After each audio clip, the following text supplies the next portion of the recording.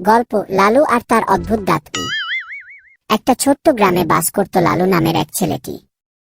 লালু ছিল খুবই মজা করতে ভালোবাসত, আর তার সঙ্গে থাকলে সবাই হেসে হেসে পেট ফাটিয়ে ফেলত। কিন্তু লালুর একটা অদ্ভুত সমস্যা ছিল, তার দাঁত। হ্যাঁ, লালুর দাঁত ছিল অদ্ভুত। একদিকে তার দুইটা দাঁত ছিল অনেক বড়, আর অন্যদিকে ছিল খুব ছোট। এটা দেখে সবাই লালুকে মজা করত। একদিন লালু তার মাকে বলল, মা, আমার দাঁত বড় কেন? আমি যদি দারুণ দাঁত পেতে চাই তাহলে কি করতে হবে? তার মা হেসে বললেন, হ্যাঁ, ছেলেটা তো ঠিকই বলছে। তবে তুমি যদি সুস্থ দাঁত চাও তাহলে প্রতিদিন দাঁত ব্রাশ করতে হবে, আর মিষ্টি খাবার কম খেতে হবে।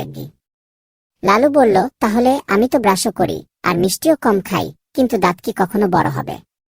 তার মা বললেন, দাঁত বড় হবার জন্য একটু সময় লাগে, কিন্তু মনে রেখো, যত বেশি তুমি হাসবে ততই ভালো দাঁত থাকবে। এতদিনে লালু খেয়াল করল তার বড় দাঁত একদম তার হাসির মতো। যখন সে হাসত তখন সবার মুখে হাসি ফুটে উঠত।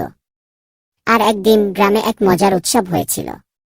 সেখানে সবাই একে অপরকে মজা করার জন্য নানা ধরনের প্রতিযোগিতা করছিল। লালু তার বন্ধুদের চ্যালেঞ্জ দিল যে যত ভালো হাসবে সে তত বড় পুরস্কার পাবে। সবাই হাসতে হাসতে লালুর বিরুদ্ধেই দাঁড়াল। লালু হাসতে হাসতে বলল, আমার দাঁতই তো আমার শক্তি।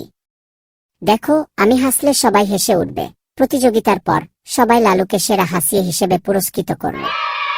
লালু হেসে বলল, দাঁতের সঠিক যত্ন নেওয়ার পাশাপাশি হাসিটাও ভালো রাখতে হবে। তাহলে সেই থেকে লালু তার হাসি এবং দাঁতের যত্ন আরও ভালোভাবে নিতে শুরু করল।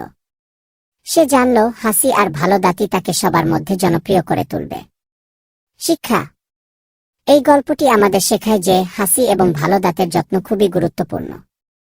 হাসির মাধ্যমে আমরা অন্যদের মনও জয় করতে পারি।